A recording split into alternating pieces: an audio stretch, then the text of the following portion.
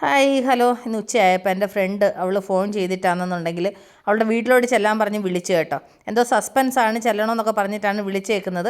അപ്പോൾ സസ്പെൻസ് എന്താണെന്ന് പോയി നോക്കാം. ആക്ച്വലി ഞാൻ ഇവിടുന്ന് അങ്ങോട്ട് ചെല്ലുന്ന ടൈം എത്രയാണെന്നൊന്നും അവളോട് പറഞ്ഞിട്ടൊന്നുമില്ല. ഞാനൊരു ഉച്ചയാകുമ്പോൾ വരാമെന്ന് പറഞ്ഞു. അങ്ങനെ ഞാൻ കുറച്ച് ജോലിയൊക്കെ ഒതുക്കി വെച്ചിട്ട് എന്നാൽ ശരി പോകാമെന്ന് വിചാരിച്ചിട്ട് റെഡിയായി. ഞാൻ ബാഗൊക്കെ എടുത്തുകൊണ്ടൊക്കെ പാനിറങ്ങും. കാരണം ഇവിടുന്ന് ഒരു 10 മിനിറ്റത്തെ ദൂരമുണ്ട്. 10 മിനിറ്റത്തെ ഇല്ലെന്ന് തോന്നുന്നു കേട്ടോ.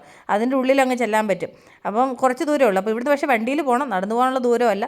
അങ്ങനെ ശരിയെന്ന് പറഞ്ഞിട്ട് ഞാനങ്ങനെ റെഡിയായിട്ട് പിന്നെ കഥമൊക്കെ പൂട്ടിയിട്ട് എന്നാൽ ശരി പോവാം. അപ്പോഴത്തേനും അപ്പൂസൊക്കെ വരുന്നതിന് മുന്നേ തിരിച്ചിങ്ങ് എത്തണം. അപ്പം ശരിയെന്ന് വിചാരിച്ചിട്ട് ഞാൻ പോകാൻ വേണ്ടിയിട്ട് റെഡിയായിട്ട് ഇറങ്ങും കേട്ടോ. അപ്പോൾ ഇനി താഴെ ചെന്നിട്ട് വണ്ടി എടുത്ത് അങ്ങനെ പോകണം. അപ്പം പിന്നെ പോയിട്ടൊരു 3 മണിയൊക്കെ ആകുമ്പോഴത്തേനെങ്കിലും തിരിച്ചെത്തണം. കാരണം തിരിച്ച് അപ്പൂസിനെ കൂട്ടാനൊക്കെ പോകണം. അതുകൊണ്ട് അങ്ങനെ ഞാൻ താഴെ വന്ന് ഹെൽമെറ്റൊക്കെ വെച്ച് വണ്ടി എടുത്ത് ഇപ്പോൾ നമുക്കിവിടുന്ന് അങ്ങനെ പോവാം. അങ്ങനെ ഞാൻ അവിടെ എത്തി കേട്ടോ. എൻ്റെ ഫ്രണ്ടിൻ്റെ വീടിന് തൊട്ട് താഴായിട്ട് സലൂണുണ്ട്, പച്ചക്കറികൾ കടകളുണ്ട്, പിന്നെന്താ പറയുന്നത് എല്ലാ കടകളും കാര്യങ്ങളും എല്ലാ സംഭവങ്ങളും ഉണ്ട് കേട്ടോ. അപ്പം ഇവിടെ വെറുതെ ചുമ്മാ എൻ്റെ കൂട്ടുകാർക്ക് ഒരു വ്യൂ തന്നതാണ്. അങ്ങനെ ഇനി ഇവിടെ ഞാൻ ലിഫ്റ്റ് കയറി അങ്ങ് മുകളിലോട്ട് പോകണം. അപ്പോൾ ഞാനെന്നുണ്ടെങ്കിൽ ലിഫ്റ്റ് ഓപ്പൺ ചെയ്തത്. അപ്പം ലിഫ്റ്റിൽ കയറി ഇനി ഇവിടുന്ന് അങ്ങ് മുകളിൽ ചെല്ലാം. അവൾ താമസിക്കുന്ന 3rd ഫ്ലോറാണ്. അപ്പോൾ ഇവിടുന്ന് പിന്നെ ലിഫ്റ്റ് ഉള്ളതുകൊണ്ട് പിന്നെ അതിനകത്തോട്ട് അങ്ങ് കയറിയതാണ്. എൻ്റെ കൂട്ടുകാരോട് സത്യം പറയട്ടെ, ശരി ഞാൻ ഒറ്റയ്ക്ക് ഉണ്ടെന്നുണ്ടെങ്കിൽ ഞാൻ ഒരു ലിഫ്റ്റിൽ ഞാൻ കയറത്തില്ല. കാരണം എനിക്ക് പേടി എവിടെയെങ്കിലും സ്ട്രക്കായി നിന്ന് പോകുന്നുള്ള പേടിയായിട്ടോ. അങ്ങനെ ഞാൻ കയറാറേ ഇല്ല. പിന്നെ ഇവിടെ പിന്നെ സേഫർ സൈഡ് ആണെന്ന് വിളിച്ചുകൊണ്ടാണ് കയറിയത്. അപ്പോൾ ഞാൻ അങ്ങനെ മുകളിൽ വന്ന് അപ്പോൾ എൻ്റെ ഫ്രണ്ട് അവളവിടെ വെയിറ്റ് ചെയ്ത് നിൽക്കുന്നുണ്ടായിരുന്നു. ഞാൻ അവൾ അകത്തായിരിക്കും വന്ന് കോളിംഗ് ബെല്ലൊക്കെ അടിച്ച് സർപ്രൈസ് കൊടുക്കാമെന്നൊക്കെ വിചാരിച്ചാൽ പക്ഷേ നടന്നില്ല. അവൾ ഇവിടെ ഭയങ്കര പണിയിലാട്ടോ. ഞാൻ 2 ദിവസം മുമ്പ് ഇവളെയും കൂട്ടിയിട്ടായിരുന്നു അന്ന് അവരേക്കായി മേള കാണാൻ പോയത്.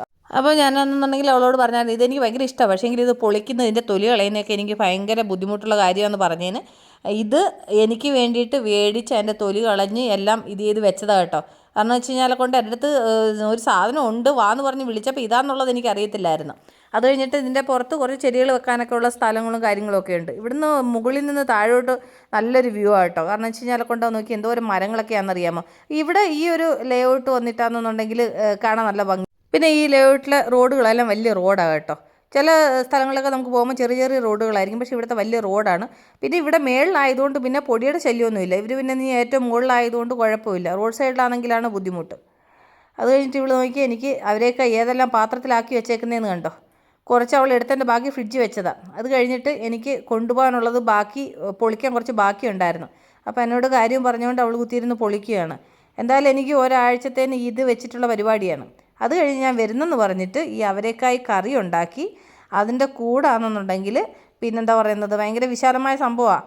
പായസം ഉണ്ടാക്കി. അതിൻ്റെ കൂടെ അവരേക്കായി കറിയുടെ കൂടെ മുദ്ദ. എനിക്ക് ഭയങ്കര ഇഷ്ടമുള്ള സംഭവമാണ് ഈ മുദ്ദ. അതിന് വേണ്ടിയിട്ടാണ് അവൾ ഈ മുദ്ദയും കറിയും ഉണ്ടാക്കിയിട്ട് ഇതിനൊക്കെയാണ് വാന്ന് പറഞ്ഞ് വിളിച്ചത് കേട്ടോ. ആക്ച്വലി ഇതാണ് സംഭവം എന്നൊന്നും എനിക്കറിയത്തൊന്നും ഇല്ലായിരുന്നു. എന്തായാലും അവൾ വിളിച്ചാന്ന് വിചാരിച്ചിട്ട് വന്നതാണ്.